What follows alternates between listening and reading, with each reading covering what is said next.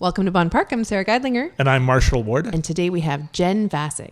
Jen Vasic is a social worker, and she's also the Ward 5 councillor in Waterloo. And we find out that she plays the bass. She has a lot of love for Waterloo region, and it comes across loud and clear in this show. Here she is, Jen Vasic. Welcome to Bonn Park. Welcome to Bonn Park. Welcome to Bonn Park. Welcome to Bonn Park. Welcome to Bonn Park.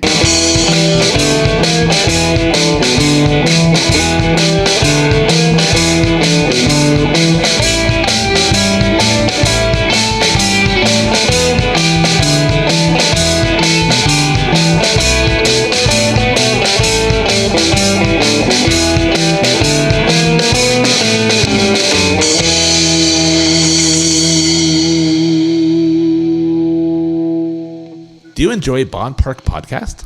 If so, we would really appreciate it if you Leave a review, like, rate, subscribe, but most importantly, share directly from the platforms with your family and friends. That's the best way to get the word out to everybody, and more people will get to see our show that way. So click those like buttons and share our show. Thank you. Thanks.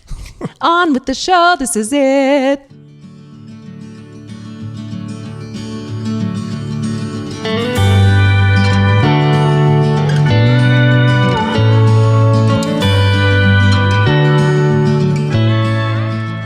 Bonn Park is supported by Mitchell's Soup Company. Eating right is so important, but it's not always easy when time and energy are running short. Mitchell's offers savory soups, chilies, Indian dal, and other amazing one-pot creations. Throw their mixes into a pot, dice and add some fresh ingredients, simmer, and serve. Mitchell's has a variety of aromatic and flavorful vegetarian and vegan options like their mulligatawny and Rockin' Moroccan soup. Find their products on local shelves at Vincenzo's, Top Market Family Farms, and select Sobeys stores. Check out their delicious mixes at mitchellsoupco.com and follow them on Instagram and Facebook. Don't stew about it. Try them out. You'll thank yourself on a future hectic day.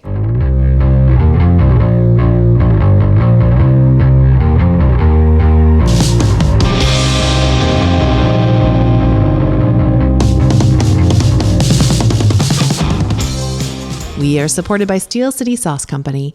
Named in tribute to Hamilton, where it is concocted, Steel City sauce can make your mouth molten. Not looking for a meltdown? Steel City's mildest sauce has a smoky maple syrup taste. Steel City makes 6 signature sauces in all, ranging from mild to hot to really dang hot to the Reaper. Despite the grim names, there are many known health benefits for spicing up your diet. Watch season 12 of Hot Ones to see your favorite celebrities try their Jade Jaguar, their jalapeno lime sauce. Find your next flavor adventure at steelcitysauce.com and follow them on Facebook and Instagram.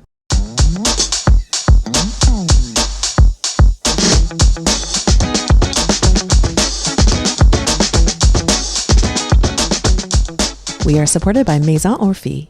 Maison Orphée makes delicious, versatile virgin oils to bring depth to any meal. Whether you're preparing fish, meat, or vegetables, Maison Orphée's healthy oils will elevate your cooking. They even have extra virgin olive oils infused with flavors, including basil and lemon, all prepared with the best quality ingredients. Because their oils are cold pressed, all of their taste, color, and health benefits are preserved. Beyond oils, Maison Orphée offers delicious vinaigrettes, salts, mustards, and delightfully fresh mayonnaise. Let Maison Orphée's products transform the cuisine of your maison. Visit maisonorphée.com and find Maison Orphée products at specialty shops like Goodness Me in Waterloo.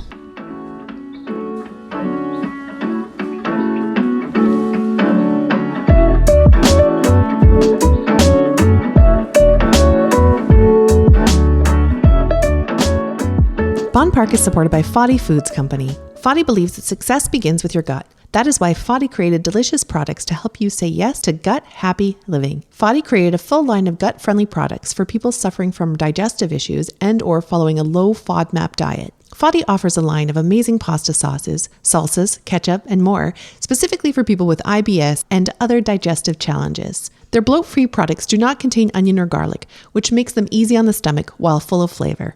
Foddy makes it easy to say yes to eating well, then feeling well. Their products are gluten-free, vegan, non-GMO, and certified low FODMAP by Monash University. Check them out at foddyfoods.com and find their sensitive recipe products at Vincenzo's in Waterloo. Find Foddy on Instagram at foddyfoods.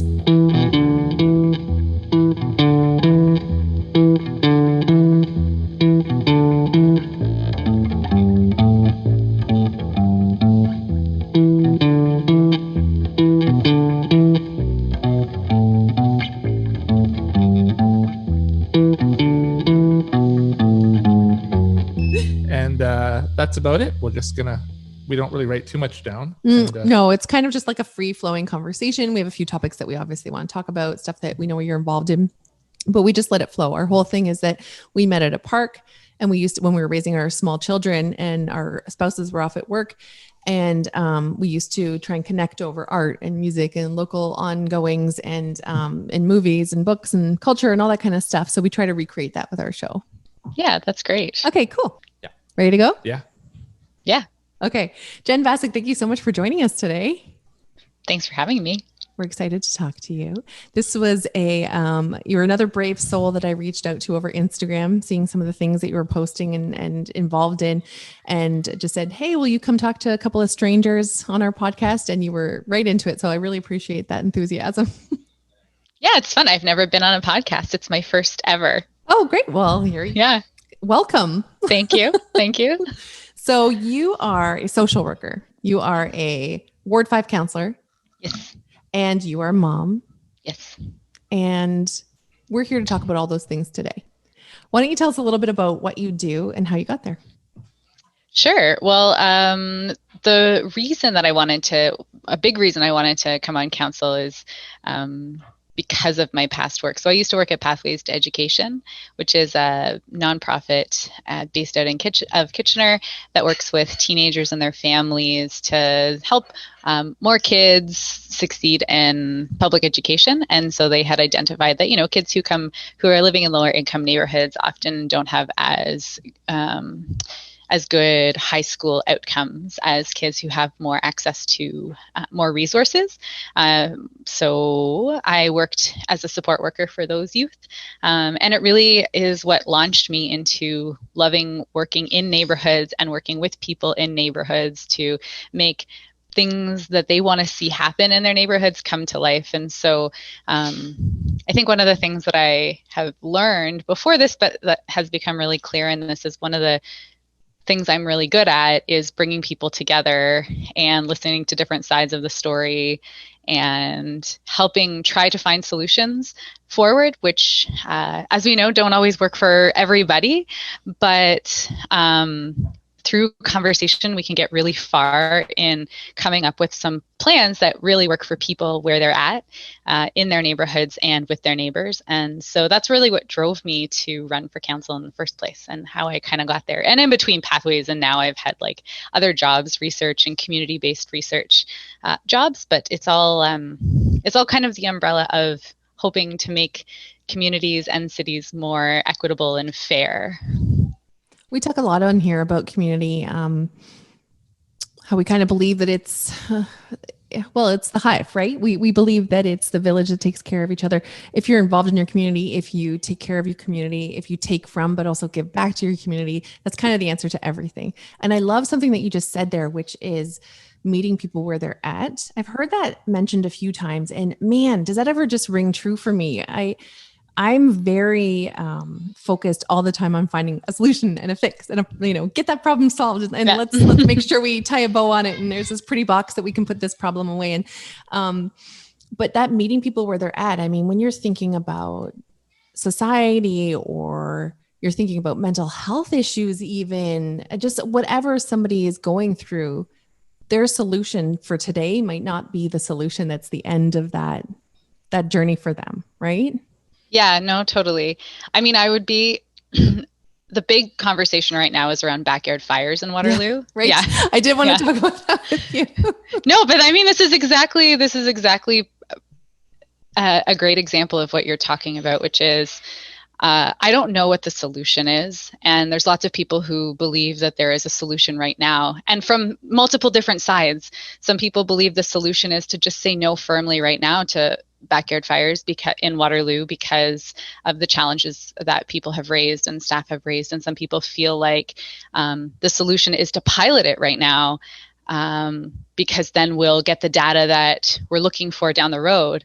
And some people, and myself included, and this is how I voted, which is I really don't feel comfortable voting yes for a pilot right now because I think it could have potential adverse impacts. And so, but I don't know if no right now and no forever is the answer. And so in some ways, leaving myself open, and I mean, council has done it to ourselves, I guess, but leaving ourselves open to exploring it and bringing something back in the fall, I truly believe is the right thing to do. But it's such a hard place to be in, because you're in this place of ambiguity, having no idea what the outcome is going to be later on in the fall, not knowing if some sort of compromise is going to be the solution, or something alternative that we haven't even thought of yet, or if it's going to be what people who want backyard fires want right now, and then they're going to feel like we could have just done that in the winter when we needed it. And so I'm like you too, and I think we all are, where we just want to wrap it up in a bow and be like, yes, we figured that out, and we like moved forward and we got what we needed. But what I have learned in this job is there is no bow. No matter what decision we make today, that package is ripped, and there's a few pieces still left over that you can use for like to wrap another present, but there's no perfect path forward. And then there's that knot in the ribbon that's so hard you can't even reopen it to figure out what went wrong. Yeah, exactly. So anyways, I've gone on too long about that, but it's just such a perfect analogy to capture the current debate. It's so true. And like Marshall, don't you find that too with parenting? Isn't that something that parenting teaches us? Like the answer is no right now, but it's not no forever. Yeah, for sure. Right? Yeah. My family has a fire table. Cool. We live in Waterloo. And also I've spent a great deal of time with John Percy, who's the Waterloo Fire Rescue's education officer. So I feel like I've built up a really healthy respect for fire. Yeah. And the dangers of fire. So I feel really good about our fire table. But having said that, a fire table in no way compares to, it's like swimming in a pool and then swimming in the ocean. Like they're not the same thing at all. Having said that, I think a lot of people don't have a good, healthy respect for fire. And I've seen it too many times where I've seen a small fire going, and parents are letting children, and just people are making bad choices around fires. So it's a kind of a concern for me if everybody was to suddenly have access to fire in their backyard. But if you feel super strongly about it, you and your family probably have a good respect for fire. Yeah. Right? Mm-hmm. That's an assumption though. Jen, before you run for city council, what kind of discussions do you have with your partner about that meeting? You suddenly become accessible to a large number of people, and that's quite a change you're making to your lifestyle by doing that. What kind of talk did you have? To be fully honest with you, I really love doing lots of things, and I am really like let's try it and then think about some of you're raising your hand like me too. Yeah. And that's really exciting. We do so many things because I'm like, let's try it. So I hadn't actually given that question any thought whatsoever until I went to the municipal campaign school, where someone, I can't remember who it was, unfortunately, there said, and the municipal campaign school is some former elected politicians, females or women who just started a campaign school to encourage more women to run and support women identifying folks to run. And so someone there in one of the panels said, you should talk to your partner about this if you have a partner, because it is quite a lifestyle change. And so I talked to him, and I mean, he's super supportive of everything I do. And so he just said, if it's something I really want to do, like we can manage it. He cooks most of the meals, so that wasn't like an issue.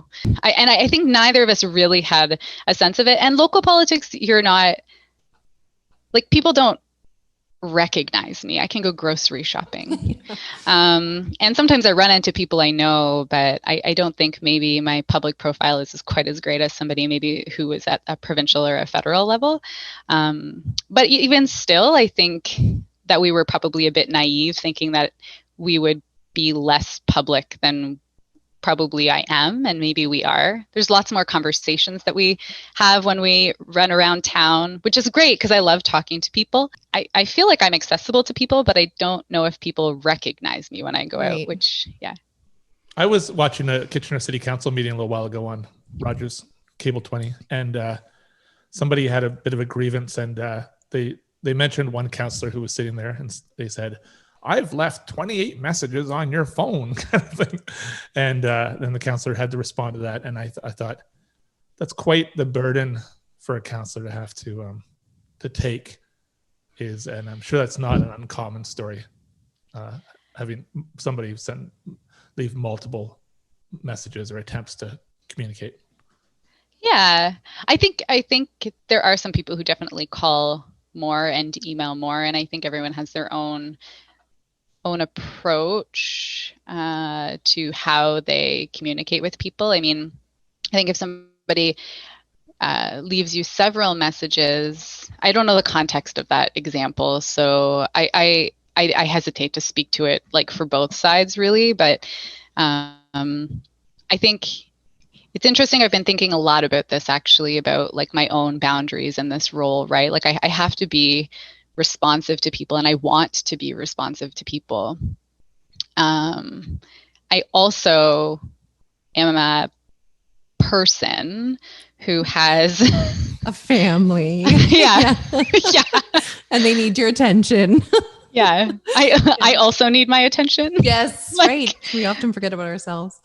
Yeah. So I have a family who I want to spend time with. And I have found that in this job, like even when I'm spending time with my family, I'm always thinking of like, oh, shoot. I was talking to somebody on the phone when I just got home. It's at my door, and I didn't write down that I was going to call them right back. And then so I go write a note. So my mind is always somewhere else because, one, I never want to forget to call someone or email someone back because I really love this job and I want to help people find solutions to their problems and activate the community. At the same time, the pressure to do so and to feel like, yeah, you made a mistake and then someone's going to, I don't know. Yeah, it does feel awful. Like, what if I made an honest mistake and someone doesn't accept that? And that feels bad.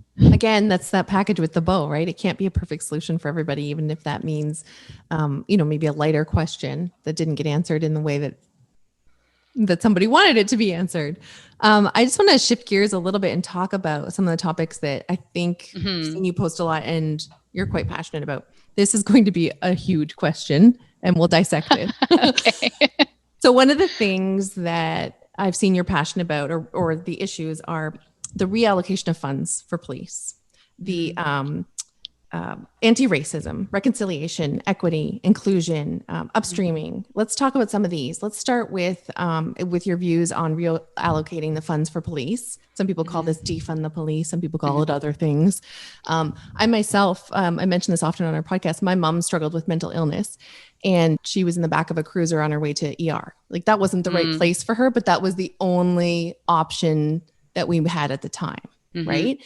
So that's my personal experience with how we could go about these things differently and knowing that somebody maybe who's facing a mental health crisis doesn't need the police at the door. Right. Let me hear what you think about that. Yeah. I mean, I 100% support the reallocation of police funds, which is why I put that motion forward.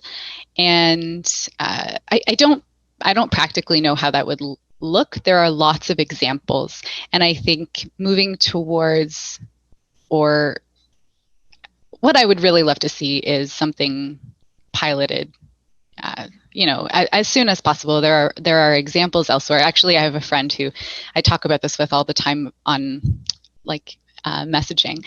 And so he's been sending me some videos and this last one was about the Cahoots program, which is a program in the States. Yeah. It's a great model. And there was just a video, it's a video clip from what's the show with Trevor Noah? It's called The Daily Show. But right now he's calling it like the Daily Stay at Home Show. They were interviewing someone from Cahoots and just being sort of silly about it. It wasn't Trevor Noah, but being silly about it. And the response was like, well, I don't know why I need to have a weapon to deal with somebody who needs housing or who's in a mental health crisis or something like that, right? Aren't there other tools we can use to de-escalate a situation?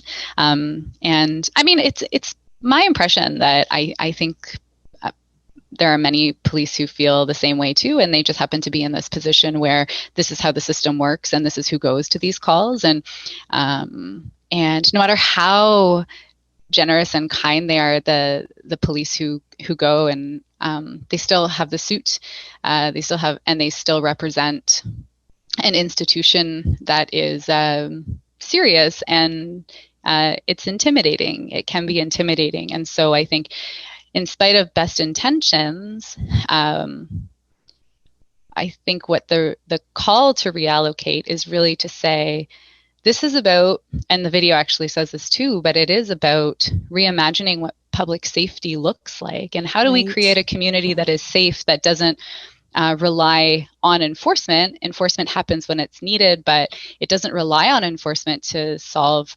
problems and get people the help that they need. So I love the idea of reimagining communities and safety. And what does safety mean? Does safety only mean physical safety? No, it means emotional safety and spiritual safety, whatever that looks like for you. Yeah, police are important, no questions about that. But, what does that look like? Like you said, like, can we dare to dream about what this might look like? Is there a social worker in a cop car? Is there, another type of professional in there that might have different tools? Because, it's not possible to say that every police officer can be trained to handle all these situations, right? Yeah. In fact, I have met some police officers that seem to have absolutely no people skills. Yeah. Right. Mm-hmm. So I know not everybody can be highly skilled at everything. Mm-hmm. What I was going to say about the word defunding the police is, I feel like it's a word that insinuates some kind of like punishment. Well, it's interesting. Like, I just learned at our transportation master plan meeting, and someone said this to me before, but it really stuck, about the term road diet. And so the idea of a road diet is not to take away, but to make roads so that they have a better ratio or proportion of space for motorists, space for cyclists, space for pedestrians. Mm-hmm. And so, but the term road diet implies this sort of taking away in a negative way. But the preferred term would be right sizing. So you're still changing the road, and you are removing some of the lanes for motorists, but you're right sizing it so there's actually the appropriate amount of space for pedestrians and cyclists. And so it's sort of similar, right? Like, yeah, you can think of it as taking away, but actually you're just right sizing or reallocating. Mm-hmm. So, yeah, I mean, also before we go too far about just sticking a social worker into the cruiser, social worker has a very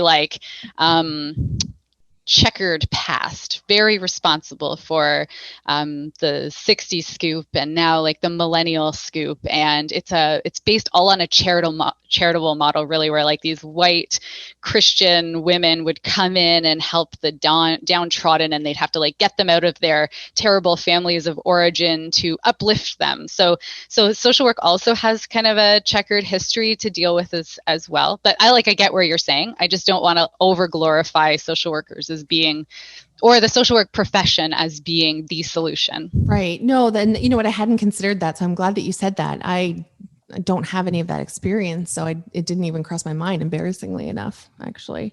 We had a social worker on as a guest recently, and I loved hearing her talk about self-care and how important that is to being a social worker. Yeah.